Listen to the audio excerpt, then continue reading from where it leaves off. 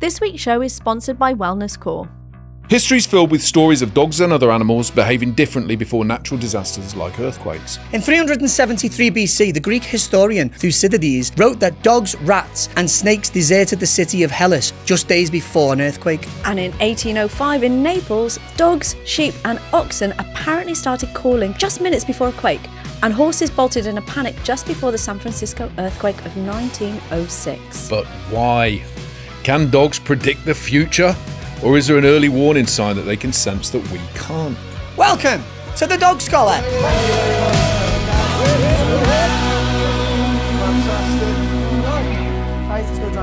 What unusual behaviours did animals exhibit just before the 2011 earthquake off the Pacific coast of Tohoku in Japan? Well, this study surveyed 1,259 pet owners, and it asked them general information about their pets, what their living environments were like, and any unusual behaviours around the time of the earthquake.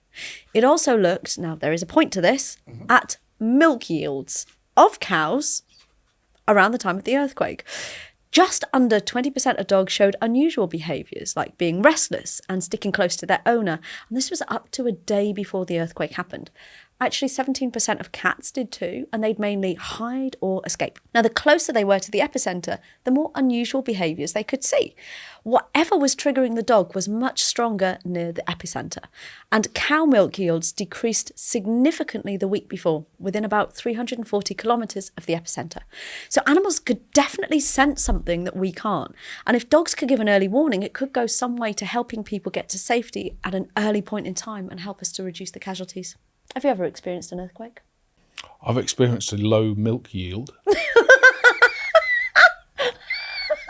How do you ask? I can remember a little grumble when I was a kid, and it was all like a big news, like, oh, there was a little earthquake. But that's all. Was that in Liverpool? Well, yeah, we're around the northwest. Yeah, really? There was a little grumble. Yeah. There's been UK earthquakes over recent years. I think I can remember about two of them over my life. Did your dogs do anything different? I was going to say that. I wouldn't have known about it apart from the fact that my dog started acting unusually. And I thought, yeah. And your cow stopped milking. Yes, I had to have black coffee for a week.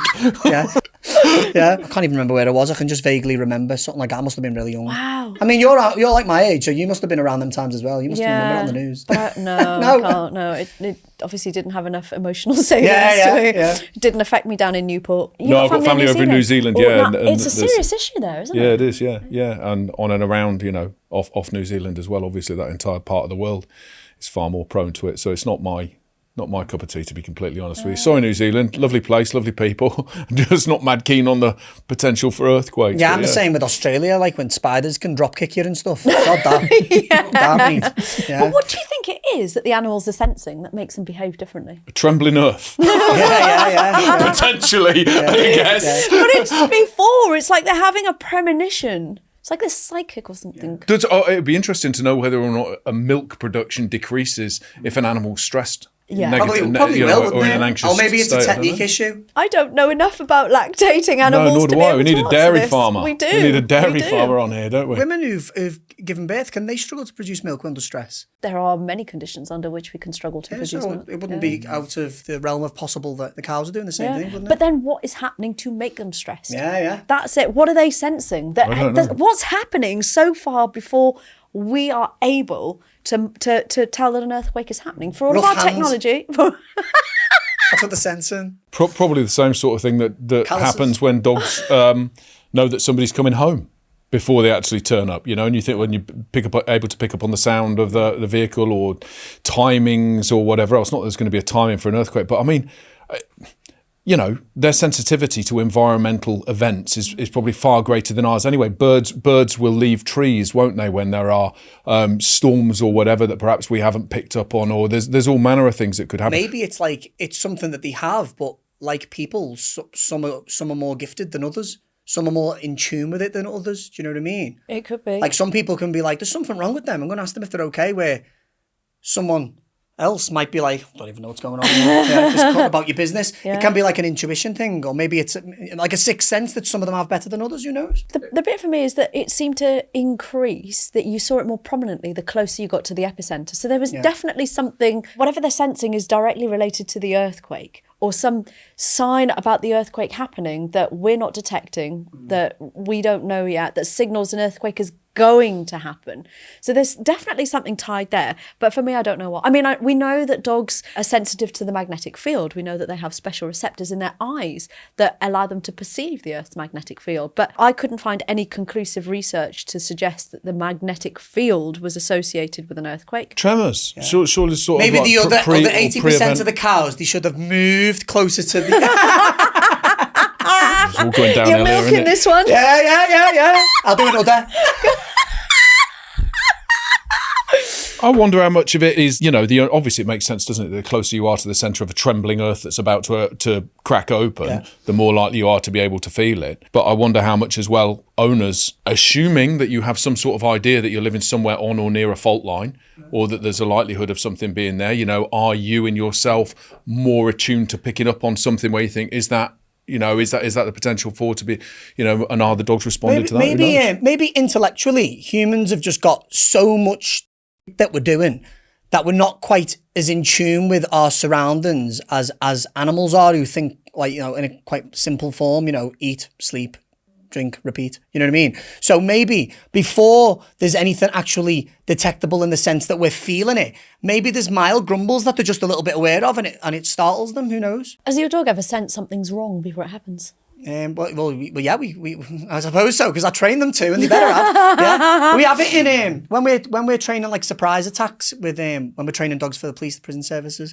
personal protection dogs. We do surprise attacks. It's always like the dog just knows, and that could be like the dog's reading a situation, picking up on signals, smelling adrenaline. It could be any of these things, but without actually like searching for a concrete answer, you would on face value go, that dog just knows. Yeah. It knows. They do know. You've done it in training yourself, haven't you, Jay? Before the person who's about to be bit, before they actually strike or attempt to attack, the dog's on it, wide-eyed, pie-eyed and ready to go. The person probably gives some sort of cue, don't they, that a dog picks up on that we're not. Yeah, and it could be here. It could be that there's some sort of cue that's signalling an earthquake that we're not picking up. But some other scientists took a slightly different approach to try to see what was happening. And they studied a farm in part of North Italy that's prone to having earthquakes. They attached biologgers and GPS sensors to 6 cows, 5 sheep, and 2 dogs, very specifically. A biologger is a really sensitive instrument that records movement in any direction at all.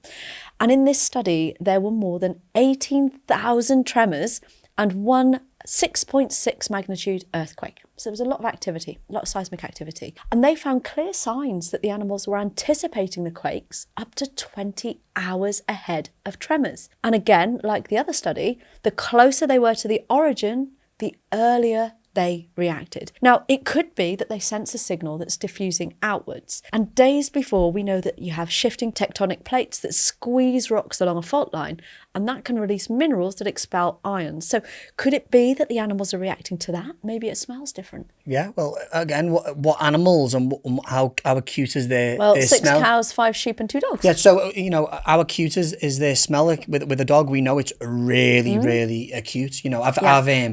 I've sent Flint off, and you can just see a dog's body language when they win something, and he's like just pottering around, then boom, feel turn like a dart, his tail's straight, and he's off. Maybe they're getting a wind or something then. Well, in terms of the sense of smell, as a comparison, humans have 5 to 20 million cell receptors for smells, but dogs have got 280 million. Yeah. So their sense of smell is far superior to ours. Yeah. What about hearing, though? I found an interesting fact for this. Cows are actually super sensitive to high frequency sounds, and they've got a much wider range of hearing than humans. So a human's auditory range is from 64 to 23,000 hertz, whereas cattle's range from 23 to 35,000. And that's common in herbivores, isn't it? Yeah. They're always detecting danger. I want to know whether the cow's milk yield decreased. If what? True. What a strange defence mechanism to being startled. Don't produce milk. It's mad, isn't it? Yeah. Not run away. Yeah. I'm slightly concerned with how obsessed with lactating Jeremy. Jeremy? Is he? I know, yeah. Whether you're talking about cows, sheep, deer, dogs or humans, It only takes one to pick up on something, and then that behaviour is contagious. If you're in a group and one starts getting startled, everyone starts to get a sense of startlement. And if you've got deer around and one picks up on something's getting close and bolts, they all bolt. There's something called swarm intelligence, where animals behave the same way. It's another one that collectively improves their survival chances. Absolutely, yeah. Yeah, with monkeys they do it, don't they? If there's any threat, you hear so do fish, shoals of fish. Yeah, one screach and then the whole forest erupts. Birds will go, won't they? Yeah, one bird flies from a tree, and all birds will fly from the tree Yeah. if there's a threat in the immediate area. Yeah, we have them on where I live, lapwings, because they nest on the ground. So when I know where they're nesting, because as we start taking the dogs for a walk, they start trying to like dive bomb you and making noise. Yeah, we've got technology, but it can't detect earthquakes as early as animals seem to be. So could we use them to estimate the severity and proximity of earthquakes that are pending? Could it give us an early warning? It'd be interesting, but 80% of the time you'd be wouldn't you? We don't deal in maybes, we deal in absolutes. I think did If they you had amazing. lots of dogs that were trained to detect earthquakes and you strategically placed them in certain places around the world, specifically near fault lines, you could use them like a weather station. I think it'd be interesting. I don't know that you'd get away with evacuating an entire city and all its population because a dog trembled. Yeah, you got to be careful. Get everybody out. Depends how well you train it. I think it's interesting. I mean, the 18,000 tremors. Did their behaviour change prior to the 18,000 tremors? Yeah. That's the thing. It's happening way before we'd usually be able to detect them with our technology. That for me was really interesting. So I think if we could get a bit more sophisticated in how we would monitor behaviour. Or we could get a little bit more humble and stop trying to think of ourselves as being above and beyond every other life form on Earth with our extreme intelligence and accept the fact that an animal is capable of doing something that we aren't. I think it'd be interesting to take that 20% that were on it and put them in a different country that is prone to earthquakes and see if they do it again. See if that 20% are consistent in it. That'd be really interesting. That repeating of it would be I mean, interesting. do you know, I always think of like, I'm a bit sceptical, like, yeah, but could it be and could it be? But the kid in me wants to believe it so much. I'm like, go on. I think You know what I mean? I think they can. I don't know how and I don't know why, but I think they can. But maybe we'll find out in the next study. Let's find out. This week's show is sponsored by Wellness Core. As an owner, picking what food to give your dog is one of the biggest decisions you'll make for them. So why should you pick Wellness Core? All recipes are protein-rich, made of natural ingredients and grain-free, so there's no filler, just well-balanced, tasty meals. Wellness Core Low Fat is designed to ensure your dog has all the energy they need whilst minimising weight gain, with 30% less fat than the original recipe. Find the perfect core recipe for your dog and have it delivered to your door by clicking the link in the description. We talked about smell in the last one, but a dog's sense of hearing is 4 times better than humans. Now, a human whisper is 20 decibels. Dogs can hear as quiet as minus 15 decibels. Holy, I know, right? But can dogs hear the rumblings of an earthquake as the tectonic plates are shifting long before the earthquake actually happens? Well, one scientist was researching seasonal affective disorder in dogs and was gathering data on about 200 dogs. And he was looking at signs of anxiety and any changes that happened in activity over time. One day he noticed a sharp spike in anxiety. 47% of the dogs showed higher activity and 49% showed an increase in anxiety. The very next day, a 6.8 magnitude earthquake hit. Now, 14 of the 200 dogs had a hearing impairment, and only one of those showed any significant increase in anxiety or activity. And that dog lived with another dog who had normal hearing, so could have been responding to their behaviours. They wouldn't be able to learn that associatively and link it to an earthquake unless they were exposed to loads of earthquakes and it would become a cue. So maybe the dog has to just have a bit of a nervous disposition and is generally uncomfortable when their everyday living environment changes slightly, and maybe all the other dogs are following suit from that because they're unsettled that something's changed, because dogs don't cope well with change. Like LLMetic behaviour. LLMetic behaviour, LLMetic behaviour. Easy for us to say. Yeah. The animals lived in an area that's prone to earthquakes, and then it's an area prone to tremors. So there's always the potential that they have learned that I need to be cautious around this time or such and such, and it can become, you know, like a learned response, can't it? A conditioned response. I want to know how, if 14 dogs have got bad hearing out of 200, I want to know how they know that the other ones haven't.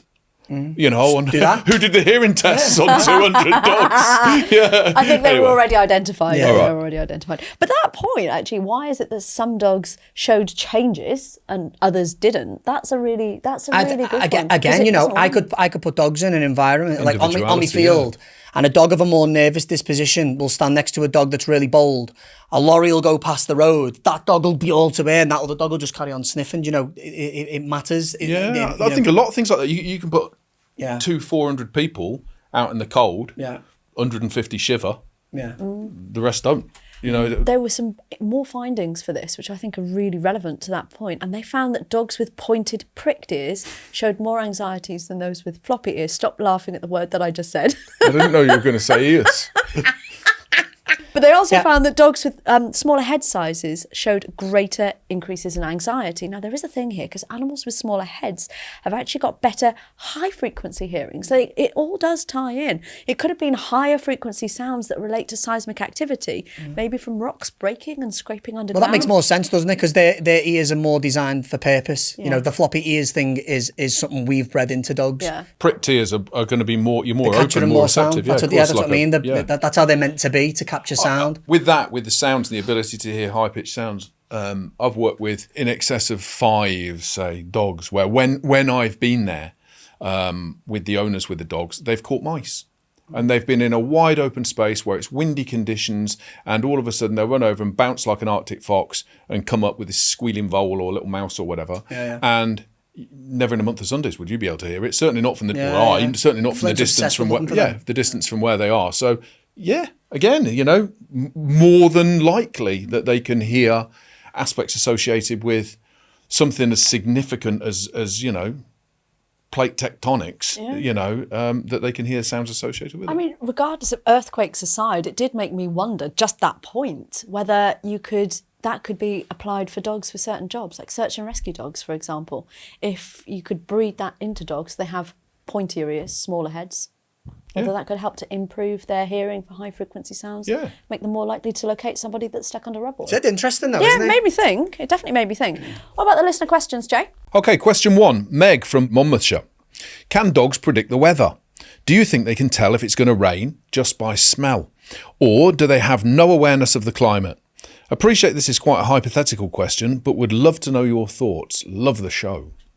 Thanks, Meg. I'm glad you love the show. So I actually found a case study about a psychic dog.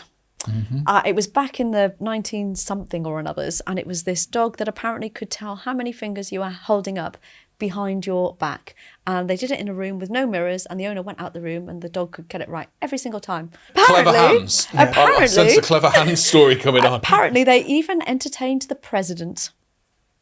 Apparently. I don't know how true that is, but it did make me chuckle. I read it. Apparently, it doesn't take much to entertain him.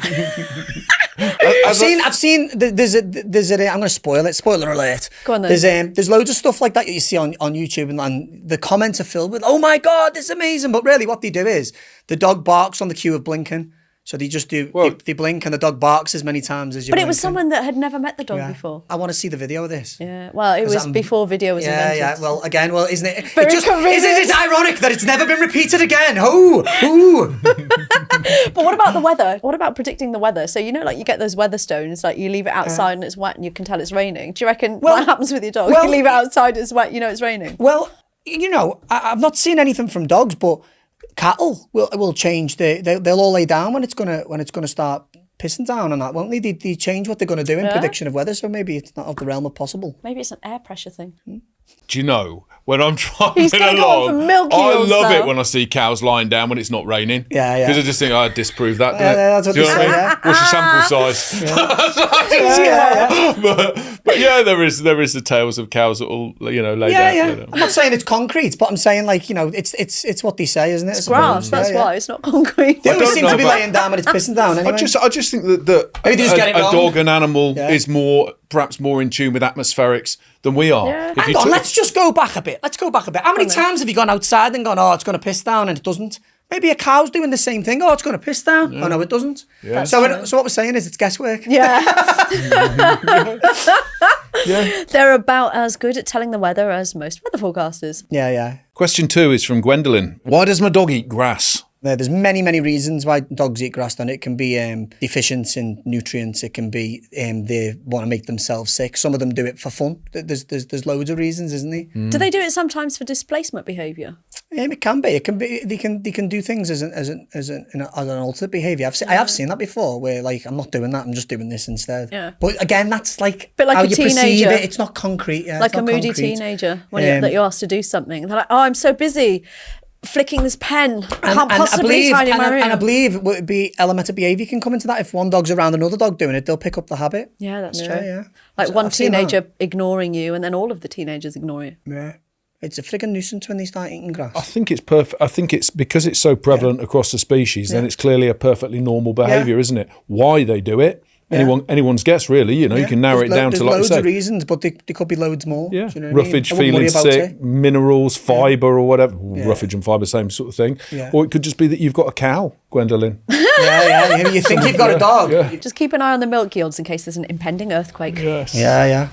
Well, thank you for those questions. They are, as usual, on point. Jamie, if people want to get in touch, how can they do so? You can find us on social media at Dog Scholar Podcast, or alternatively, you can email podcast@thedogscholar.com. That's all we've got time for this week. So if you enjoyed this episode, please do share it with a friend, because if they don't like it, maybe their dogs will. Danny, you look like you're trembling to give us your final thoughts over there. Yeah, I'm just thinking, if you're living in an area that's prone to earthquakes, move. See you next week. Get almond milk. Yeah.